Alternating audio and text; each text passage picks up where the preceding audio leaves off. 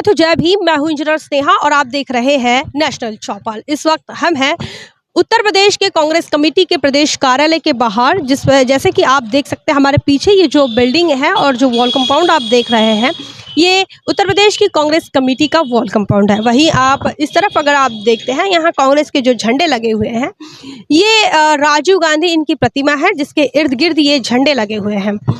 इस जगह पर आपको ले आने का मकसद यह है कि आपको ये बताएं कि आज की तारीख में उत्तर प्रदेश के अंदर राहुल गांधी इनकी भारत जोड़ो न्याय यात्रा आ चुकी है।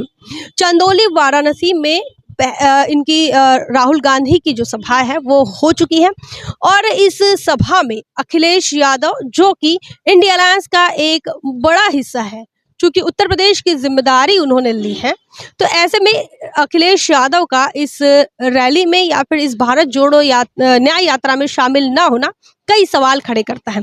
इसी के साथ साथ इससे बड़े सवाल तब खड़े हो जाते हैं जब वही अखिलेश यादव के घटक दल रहे पल्लवी पटेल जैसी बड़ी नेता उनके साथ राहुल गांधी के साथ शामिल हो जाती है और इस भारत जोड़ो न्याय यात्रा का हिस्सा बन जाती है। इसी के साथ साथ बड़ी खबर ये भी है कि समाजवादी पार्टी के राष्ट्रीय महासचिव स्वामी प्रसाद मौर्य, जो कभी बहुजन समाज पार्टी का हिस्सा थे और बहुजन समाज पार्टी ने उन्हें पार्टी से निष्कासित कर दिया और उसके बाद स्वामी प्रसाद मौर्य भारतीय जनता पार्टी में जाते और उसके बाद लौटकर समाजवादी पार्टी में आते हैं और हाल ही में उन्होंने समाजवादी पार्टी के राष्ट्रीय महासचिव इस पद से इस्तीफा दे दिया है। तो ये बड़ी खबर है और उसके बाद स्वामी प्रसाद मौर्य इस राहुल गांधी की भारत जोड़ो न्याय यात्रा में शामिल हो जाते हैं। ये तमाम जो बातें निकलकर सामने आई हैं कि अखिलेश यादव का इस भारत जोड़ो न्याय यात्रा में दिखाई न देना या फिर उनकी अनुपस्थिति होना, वहीं उनके साथियों का वहां पर मौजूद होना, ये बहुत कुछ बयां करती हैं। ये कैसा गठबंधन है समाजवादी पार्टी का इंडिया अलायंस के साथ या फिर समाजवादी पार्टी का इंडिया अलायंस का हिस्सा होना, ये कौन सा गठबंधन है जहां पर समाजवादी पार्टी के घटक दल जो है वो इस यात्रा में शामिल हो रहे हैं, लेकिन खुद समाजवादी पार्टी के नेता शामिल नहीं हुए। वहीं आपको बताएं कि हाल ही में जो खबर आई है, समाजवादी पार्टी के एक और महासचिव उन्होंने भी इस्तीफा दे दिया है, सलीम शेरवानी। इन्होंने वो भी लगातार नाराज चल रहे थे। नाराज चलने की वजह यह है कि अखिलेश यादव ने 2024 के लिए उत्तर प्रदेश के लिए उन्होंने पीडीए का नारा दिया था। कहा पीडीए से पी का मतलब पिछड़ा, डी से दलित होगा और ए से कभी वो अगड़ा कहते हैं, कभी अल्पसंख्यक कहते हैं।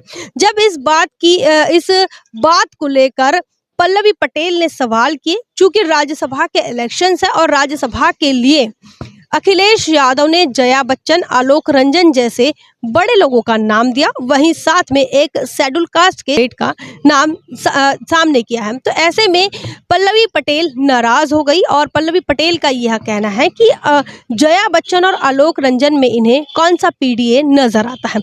वहीं स्वामी प्रसाद मौर्य का भी सेम सवाल होना चाहिए। इसी के साथ साथ कई अन्य कारण भी हैं। स्वामी प्रसाद मौर्य अपने बेटे को लेकर भी नाराज चल रहे थे। वो अपने बेटे को टिकट मिले, इस बात से भी खफा चल रहे थे और भी अन्य कारण रहे।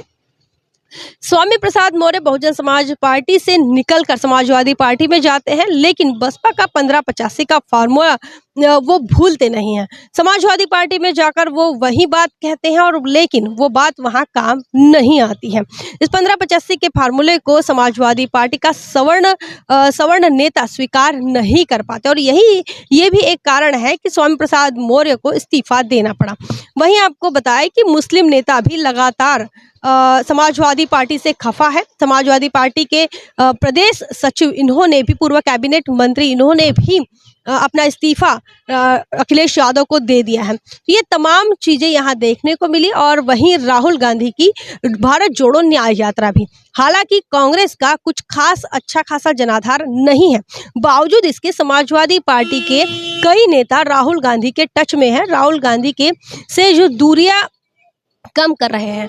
अब जो भी बार्गेनिंग होगी तो उस बार्गेनिंग में जो अगुवाई है वो अखिलेश यादव नहीं करेंगे, पल्लवी पटेल अपने पार्टी के लिए करेगी, स्वामी प्रसाद मौर्य अपने लिए करेंगे। वहीं और भी जो अन्य नेता, ये बताया जा रहा है कि समाजवादी पार्टी के विधायक भी कांग्रेस के संपर्क में है, तो कुछ बसपा के संपर्क में है और कुछ भाजपा के संपर्क में है। तो ऐसे में समाजवादी पार्टी जो है टूटने के कगार पर है।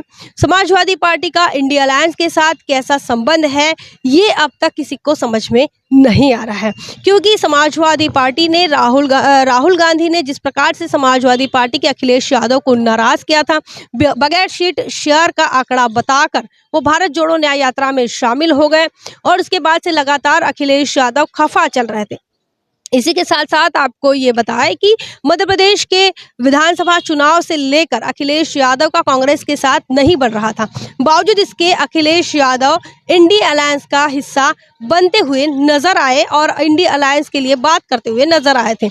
लेकिन हाल ही में जो सिनेरियो तैयार हो रहा है, जो माहौल बनता हुआ नजर आ रहा है, इसमें अखिलेश यादव अभी भी इंडिया अलायंस का हिस्सा है या नहीं, रहेंगे या नहीं, इसके कई सवाल जो है वो खड़े हो रहे हैं। वहीं आपको ये बताएं कि फिलहाल इस उत्तर प्रदेश के अंदर कांग्रेस का जो वोट प्रतिशत है वो लगभग 3% के आसपास है और उसके बाद भी कांग्रेस की तरफ से इस प्रकार की कोई अगुवाई ना करना, तमाम बिहार के अंदर देखा गया है कि इंडिया अलायंस का हिस्सा रहे नीतीश कुमार, इन्होंने हाथ छोड़ दिया।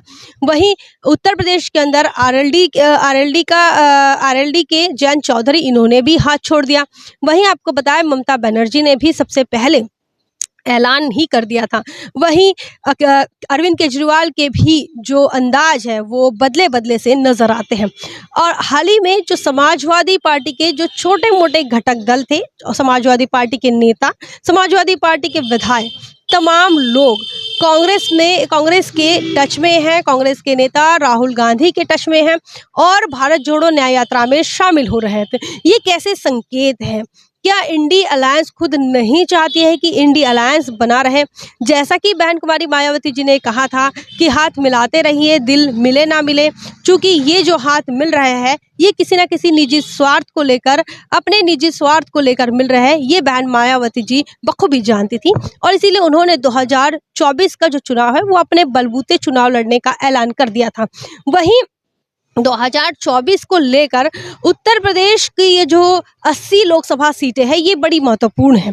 बावजूद इसके ना कांग्रेस इसमें गंभीर नजर आ रही है, ना ही अखिलेश यादव गंभीर नजर आ रहे हैं, क्योंकि अखिलेश यादव अगर गंभीर होते तो उनके इस प्रकार से उनके विधायक, इस प्रकार से उनके जो नेता हैं वो दूसरी पार्टियों के संपर्क में नहीं होते। वहीं आपको ये बताएं कि कांग्रेस के भी कांग्रेस का भी जो रवैया है आने वाले 2024 को लेकर, वो रवैया भी कुछ ज़्यादा गंभीर नज़र नहीं आ रहा है।